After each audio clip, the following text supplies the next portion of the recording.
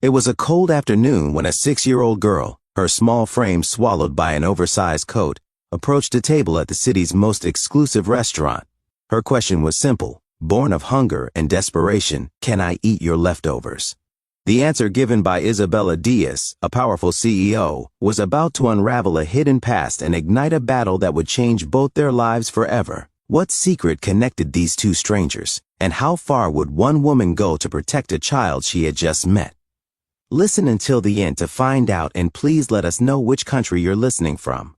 Please also subscribe to our channel. The wind whipped across the Oro Verde terrace as Isabella Diaz, a successful tech CEO, glanced up from her phone. A tiny, bedraggled girl stood a few feet away.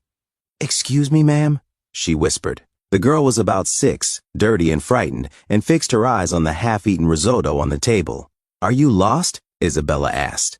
The girl shook her head. "I don't have parents anymore. Could I eat your leftovers? I'm very hungry." Isabella felt a sting in her chest. "Of course, come sit down."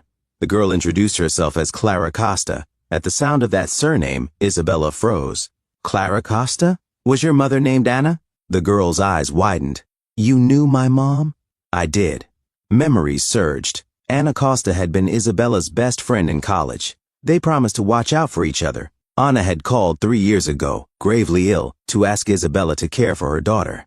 But Anna died, and the girl vanished into the system. Isabella had tried and failed to locate her. Yet here she was. "Your mom was my best friend," Isabella said softly. Clara stopped eating. "You're the Isabella she always talked about, the one who would change the world?" Isabella smiled through tears. "That's what she used to say." "Where have you been?" Clara lowered her gaze.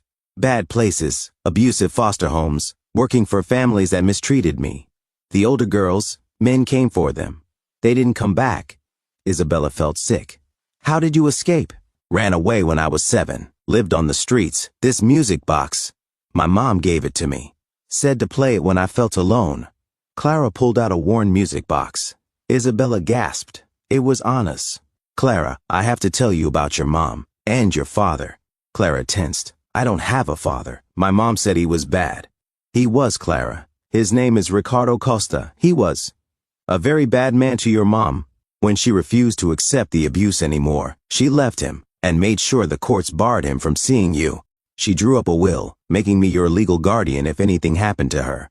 Clara tightened her grip on the music box, voice shaking. "Why? Why would he do that? Why would he hurt her? Why would he hurt me?" Isabella sank down to one knee and met the girl's frightened eyes. "Because he was selfish, and he was greedy. After your mom passed, he ignored her wishes. He stole that will and hid it, so he could claim you as his daughter and gain access to the money she left for you. When he couldn't control that, he abandoned you to the state, knowing you wouldn't be able to protect yourself. All that mattered to him was the inheritance. Not you, not your safety, not your happiness." Clara shook her head, unable to comprehend. "He didn't care where I ended up? No, sweetheart, he didn't. But I do, and that's why I'll fight for you. Not because of money, or a piece of paper, or a promise, but because your mom trusted me, and because you deserve to be safe, loved, and cherished, just as she always intended." The intercom buzzed. "Ms. Diaz, a man is here claiming to be the girl's father." Isabella felt ice in her veins. Ricardo had found them. "Tell him if he doesn't leave in 5 minutes, I'll call the police." "Is he going to take me?" Clara shook. "Not while I'm alive," Isabella promised. "Trust me." Clara nodded, terrified. "Then be brave," said Isabella. "We're going to fight." A court date was set. The city central courthouse felt like a storm. Ricardo came with an expensive lawyer. They tried every tactic to discredit Isabella. Ricardo's lawyer, Marcelo Antunes, spoke eloquently about a father's right to raise his child, claiming that Ricardo had been devastated by Anna's death and had only placed Clara in state care until he was well enough to take her back. He painted Ricardo as a repentant man, a loving parent robbed of a chance to be a father. But then came the evidence. Slowly, piece by piece, it emerged. Anna's hidden letters surfaced, long, heartbreaking pages detailing years of abuse, threats, and terror. Photographs of bruises and medical reports confirmed the violence Anna had suffered.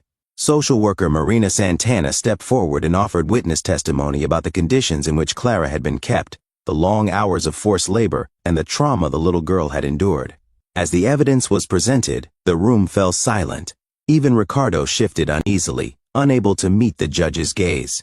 Judge Marquez adjusted his glasses, surveying the documents and the people before him. Then, with a voice that rang like a gavel, he spoke.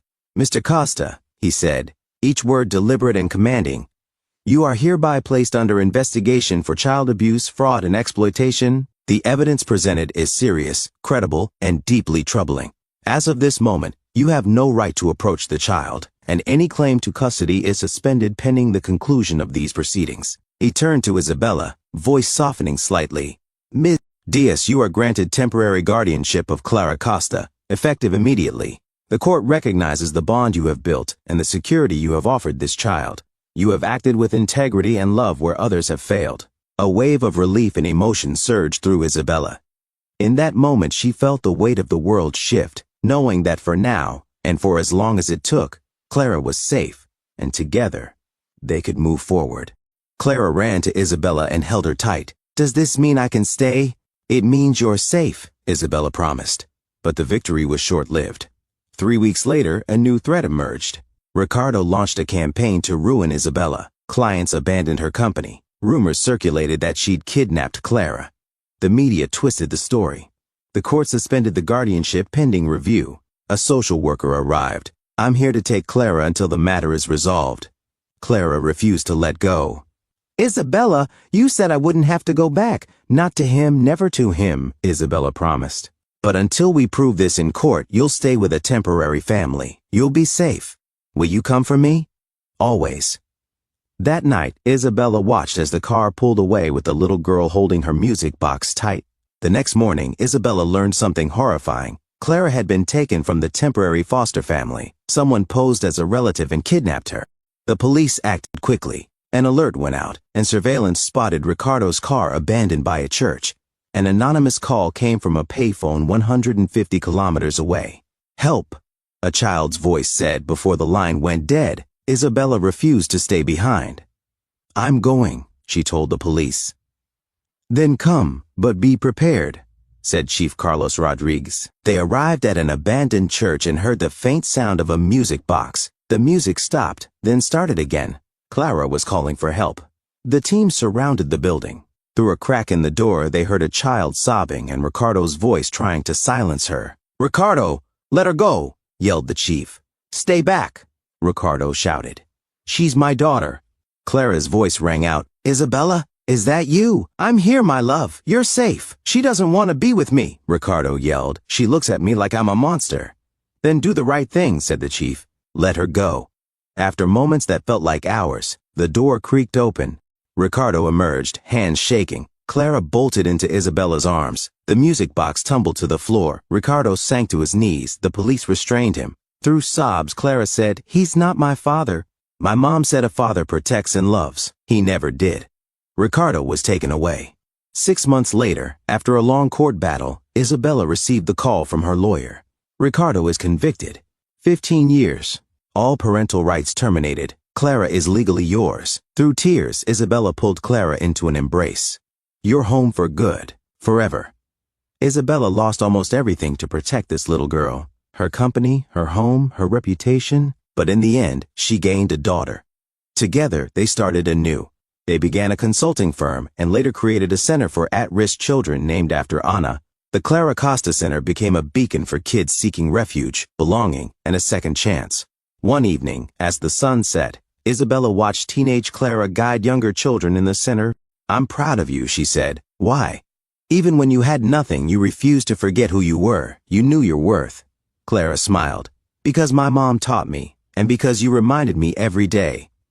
Isabella pulled her closer. "Thank you, Clara, for teaching me that the best things happen when we open our hearts." Clara smiled. "Thank you for stopping that night, for choosing to be my family." In that moment, under a hopeful twilight, a bond born of loss became a legacy of belonging. Proof that family is a choice, and that true love always finds a way. After listening to Isabella and Clara's journey, what part of their story resonated with you the most, and why? Also, what would you have done in Isabella's place if a hungry child came to you asking for leftovers? Please share your honest thoughts and opinions in the comments below, and thank you for listening to Storyline Narratives.